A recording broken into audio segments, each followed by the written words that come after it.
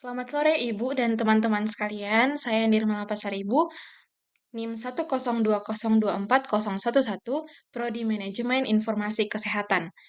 Pada kesempatan kali ini, saya akan memaparkan video animasi pembelajaran mata kuliah Biostatistik.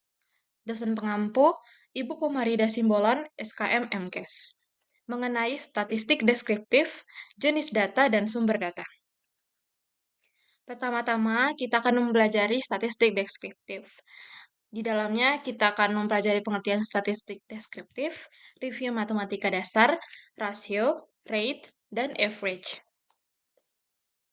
Yang pertama, kita bahas statistik deskriptif. Statistik deskriptif ini sesuai definisinya merupakan salah satu metode statistika yang berkaitan untuk pengumpulan dan penyajian, sehingga dapat memberikan informasi yang berguna. Maksud dari memberikan informasi yang berguna ini bahwa penyajiannya akan memudahkan pembaca atau pengguna informasi untuk dapat membaca dan memanfaatkan data secara lebih mudah. Tujuan dari statistik deskriptif ini adalah untuk mendeskripsikan atau memberikan gambaran tentang subjek penelitian. Secara ringkasnya, bukan untuk menyimpulkan atau berspekulasi. Dalam statistik deskriptif ini, data dapat disajikan dalam bentuk tabel distribusi, grafik, bagan atau narasi di mana rata-rata atau average, modus, median, rentang, dan standar deviasi hitung.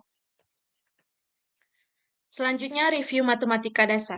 Sebelum mempelajari untuk menggunakan rumus statistik atau memahami analisis statistik, pengetahuan dan review perhitungan matematika dasar adalah penting. Perhitungan matematika dasar sebagai dasar pada rumus statistik.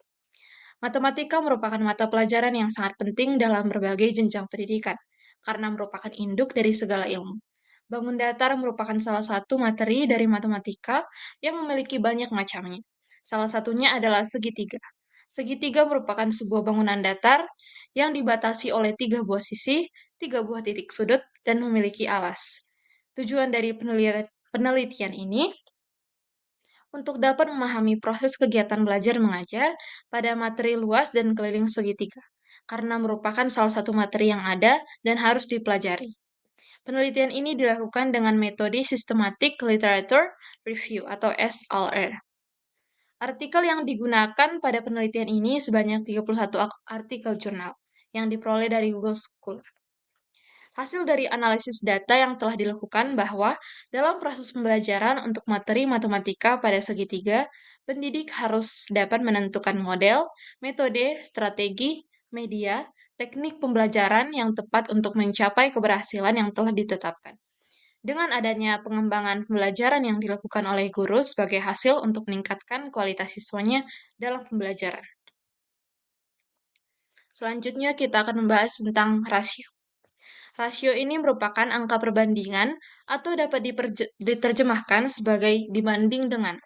Jadi rasio ini adalah perbandingan suatu peristiwa atau event sebagai numerator atau X dan peristiwa lainnya yang tidak berhubungan sebagai denominator atau disebut juga Y. Rasio juga digunakan untuk menyatakan besarnya kejadian. Rumus dari rasio yaitu rasio sama dengan X per Y dikali dengan K, yang dimana X adalah banyak peristiwa atau orang yang punya satu atau lebih atribut tertentu, sedangkan Y banyaknya peristiwa atau orang yang mempunyai satu atau lebih atribut tertentu. Tetapi dalam hal ini berbeda atributnya dengan anggota X. Dan K atau konstanta. Karena K atau konstanta sama dengan 1, maka rumus rasio dapat disederhanakan menjadi rasio sama dengan X per Y. Contoh kasusnya, misalnya jumlah kejadian keracunan makanan di desa X adalah 100 orang dengan rincian pria sebesar 25 orang dan wanita 75. Berapakah rasio kasus keracunan makanan laki-laki terhadap wanita tadi di desa tersebut? Penyelesaiannya, rasio kasus laki-laki dibanding dengan kasus wanita. 25/70 menjadi 1/3, disederhanakan menjadi 1/3, jadi rasio jenis kelamin laki-laki dibandingkan dengan jenis kelamin perempuan adalah 1:3. Selanjutnya, rate atau jenis rasio yang dimana kedua angka mewakili hal yang berbeda. Misalnya, angka dapat membandingkan jumlah pasien dan jumlah hari dalam jangka waktu tertentu. atau jumlah pasien dan yang memiliki penyakit tertentu. Jumlah pasien dan jumlah pasien yang memiliki penyakit tertentu. Rate biasanya dinyatakan sebagai presentase. Untuk alasan ini, sebagian besar rate harus mencakup tanda persen seperti lambang berikut setelah nilainya. Untuk menghitung rate, ada rumus yang penting untuk diingat. Setelah rumus ini diketahui, semua jenis rate dapat dengan mudah dihitung. Rumus rate yaitu A per A tambah B kali 100, yang dimana A ini adalah jumlah kejadian dalam periode waktu tertentu, sedangkan B ini adalah jumlah kejadian yang dapat terjadi dalam periode waktu tertentu. Selanjutnya ada average. Average adalah nilai tunggal yang dianggap dapat mewakili keseluruhan nilai dalam data. Nilai rata-rata umumnya cenderung terletak di tengah suatu kelompok data yang disusun menurut besar kecilnya nilai. Jenis average ada 3, yaitu rata-rata hitung atau arithmetic mean. Arithmetic mean ini adalah jumlah seluruh data dibagi dengan banyaknya data. Ini adalah konsep rata-rata atau average yang paling umum digunakan. Lalu ada yang kedua, rata-rata ukur atau geometric mean. Geometric mean ini adalah akar pangkat atau N dari hasil perkalian seluruh data. Geometric mean ini sering digunakan dengan perhitungan pertumbuhan seperti suku bunga dan pertumbuhan ekonomi. Selanjutnya harmonic mean atau rata-rata harmonis. Harmonic mean ini adalah jumlah data dibagi dengan jumlah kebalikan dari setiap data. Ini sering digunakan dalam menghitung kecepatan rata-rata atau rasio yang melibatkan proporsi. Selanjutnya kita akan membahas kasus pertama. Kasus pertama yaitu seorang pengendara motor menempuh perjalanan sejauh 240 km dalam waktu 4 jam. Berapakah kecepatan rata-rata yang ditempuh pengendara tersebut? Jawabannya adalah 60 km per jam. Dengan menghitung kecepatan rata-rata dengan rumus, kecepatan sama dengan jarak dibagi dengan waktu. Ini merupakan kasus rate tentang laju. Jarak yaitu 240 km, diketahui jarak 240 km, dan waktu pengendara motor tersebut adalah 4 jam. Jadi 240 km dibagi dengan 4 jam, sama dengan 60 km per jam. Selanjutnya, kasus kedua. Sebuah resep kue membutuhkan perbandingan tepung dan gula sebesar 43. Jika seorang koki ingin menggunakan 200 gram gula, berapa gram tepung yang harus digunakan? Jawabannya adalah B, 266,67 gram. Misalkan jumlah tepung yang diperlukan adalah X, maka sesuai perbandingan, X per 200 sama dengan 4/3. Lalu dikalikan silang menjadi X dikali 3 sama dengan 4 kali 200. 3. X dikalikan 3 sama dengan 3X, 4 kali 200 menjadi 800. Jadi X sama dengan 266,67 hasil dari 800 dibagi dengan 3. Selanjutnya kasus ketiga. Sebuah barang awalnya seharga Rp200.000 dan mengalami diskon 25%. Berapakah harga barang setelah diskon?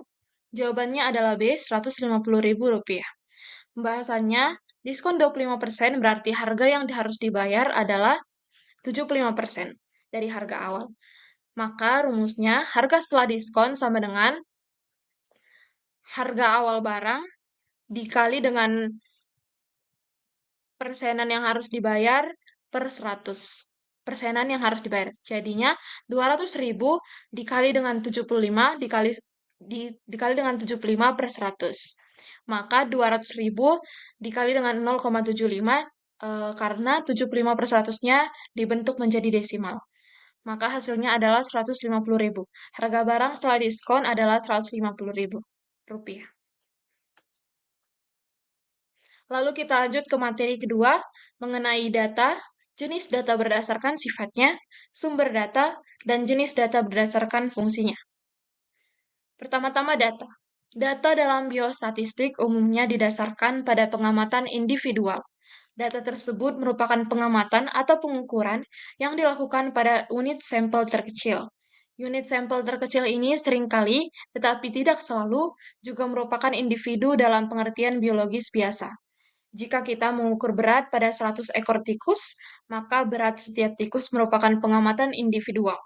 Berat 100 ekor tikus tersebut secara bersama-sama mewakili sampel pengamatan, yang didefinisikan sebagai kumpulan pengamatan individual yang dipilih melalui prosedur tertentu. Selanjutnya, kita akan membahas jenis data berdasarkan sifatnya. Menurut sifatnya, data terbagi menjadi dua jenis, yaitu data kualitatif atau non-metrik dan data kuantitatif atau metrik. Kemudian jenis data kualitatif dibagi menjadi dua jenis, yaitu data nominal dan data ordinal. Dan data kuantitatif terbagi menjadi dua jenis, yaitu data interval dan data rasio. Yang pertama, data kualitatif, yang merupakan data yang disajikan dalam bentuk kata-kata yang mengandung makna. Contohnya seperti persepsi konsumen terhadap botol air minum dalam kemasan. Anggapan para ahli terhadap psikopat, warna seperti merah, hijau, biru, kuning, hitam, dan lain-lain. Lalu data kualitatif ini secara sederhana dapat disebut sebagai data yang bukan berupa angka. Ciri utama data kualitatif ini didapat dengan cara menghitung, sehingga tidak memiliki nilai desimal. Selain itu, data kualitatif ini memiliki ciri-ciri tidak bisa dilakukan dengan operasi matematika seperti penambahan, pengurangan, perkalian, dan pembagian. Contoh data kualitatif yaitu data gender, data golongan darah, data tempat tinggal, atau data jenis pekerjaan. Agar dapat dilakukan proses pada data kualitatif atau non-metrik, data tersebut harus diubah ke dalam bentuk angka. Proses ini dinamakan kategorisasi. Selanjutnya, data kuantitatif, yang merupakan metode penelitian yang berlandaskan positivistik atau data konkret. Data penelitian berupa angka-angka yang akan diukur menggunakan statistik sebagai alat uji penghitungan, berkaitan dengan masalah yang diteliti untuk menghasilkan suatu kesimpulan. Filsafat positivistik digunakan pada populasi atau sampel tertentu. Data kuantitatif ini adalah data yang dipaparkan dalam bentuk angka-angka. Misalnya jumlah pembeli pada saat Hari Raya Idul Adha, tinggi badan siswa kelas 3 IPS 2, nilai matematika, dan lain-lain. Data kuantitatif merupakan jenis data yang kedua, berdasarkan sifat adalah data kuantitatif yang disebut juga dengan data numerik. Data yang memiliki informasi yang menunjukkan besaran atau jumlah atau kuantitas yang dihasilkan berdasarkan perhitungan atau pengukuran. Selanjutnya, jenis data berdasarkan fungsinya. Jenis data berdasarkan fungsinya itu terdiri atas tiga, yaitu data epidemiologi, data klinis, dan data administrasi. Yang pertama, data epidemiologi. Epidemiologi ini biasanya dianggap sebagai cabang ilmu kedokteran yang menangani populasi, bukan individu. Sementara dokter di rumah sakit mempertimbangkan pengobatan dan saran terbaik untuk diberikan kepada pasien agar pasien tersebut dapat sembuh. Epidemiologi ini mempertimbangkan saran apa yang harus diberikan kepada masyarakat umum untuk mengurangi beban penyakit secara keseluruhan. Contoh gambaran epidemiologi yang dikaji berdasarkan orang, yakni jenis kelamin dan umur, tempat dan waktu seperti gambar berikut, presentasi berikut. Selanjutnya ada yang kedua, data klinis. Data klinis ini diartikan sebagai data hasil pemeriksaan pasien, pengobatan, perawatan yang dilakukan oleh praktisi kesehatan, dan penunjang medis terhadap pasien rawat inap maupun rawat jalan.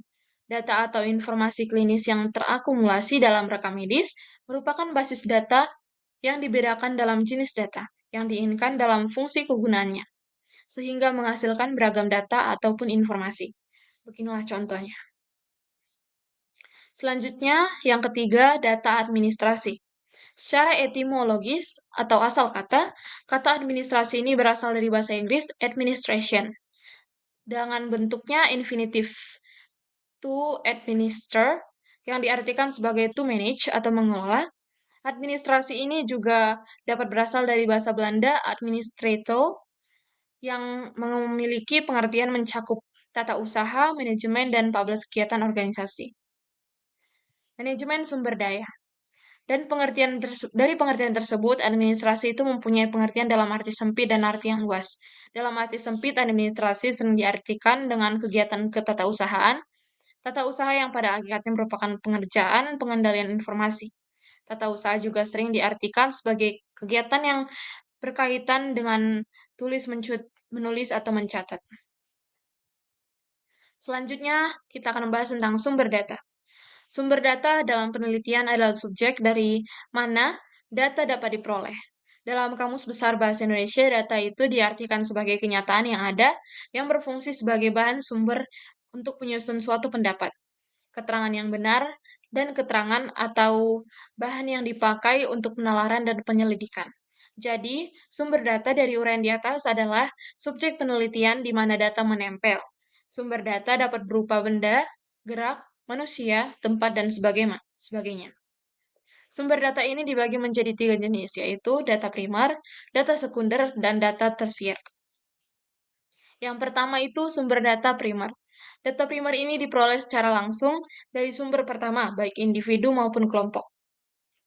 Peneliti menggunakan berbagai metode untuk mengumpulkan data primer ini, seperti wawancara, observasi, dan survei. Wawancara adalah metode yang umum digunakan untuk mengumpulkan data primer, di mana peneliti ini mengajukan pertanyaan langsung kepada responden dan mencatat atau merekam jawaban mereka. Yang kedua ada data sekunder.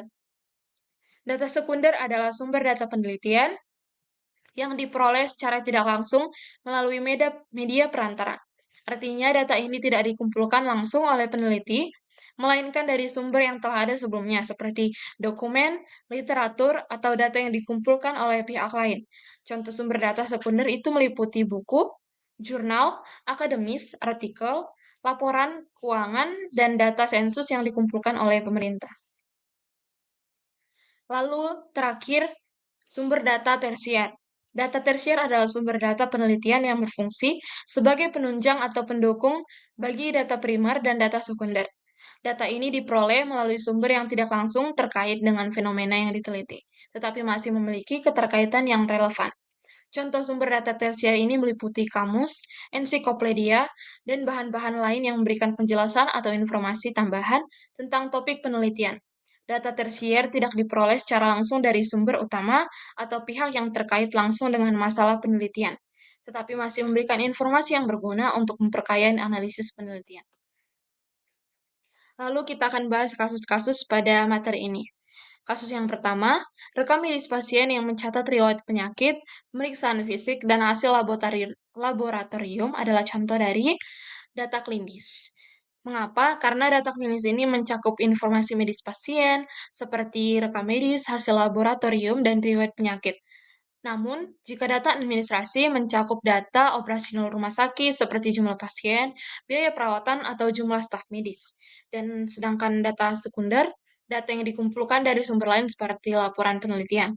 Dan data tersier merupakan kumpulan dari berbagai sumber sekunder, seperti review literatur dan meta-analisis. Soal kasus yang kedua, manakah dari berikut ini yang merupakan contoh data sekunder? Yang benar adalah hasil sensus yang diambil dari laporan Badan Pusat Statistik atau BPS. Mengapa jawabannya itu? Karena data primer diperoleh langsung dari sumber pertama melalui survei, wawancara, atau eksperimen. Karena hasil sensus ini merupakan diperoleh langsung dari sumber pertama yang melalui survei, wawancara, ataupun eksperimen. Dan sedangkan data sekunder itu diperoleh dari sumber yang sudah ada seperti laporan pemerintah atau studi sebelumnya. Dan data tersier itu merupakan kumpulan data dari berbagai sumber sekunder seperti ensiklopedia dan indeks penelitian. Lalu terakhir, kasus yang ketiga. Manakah dari berikut ini yang merupakan contoh data kualitatif? Yang benar adalah warna mata seseorang yang berwarna hitam, coklat, biru. Karena data kualitatif adalah data yang berbentuk kategori atau deskriptif, bukan angka. Contohnya warna mata, jenis kelamin, ataupun tingkat kepuasan. Sedangkan data kuantitatif ini merupakan data yang berupa angka, misalnya 1, 2, 3, dan seterusnya, atau juga data berat badan dan data suhu udara. Baik, sekian pemaparan materi dari saya. Terima kasih sudah mendengarkan. Sekian.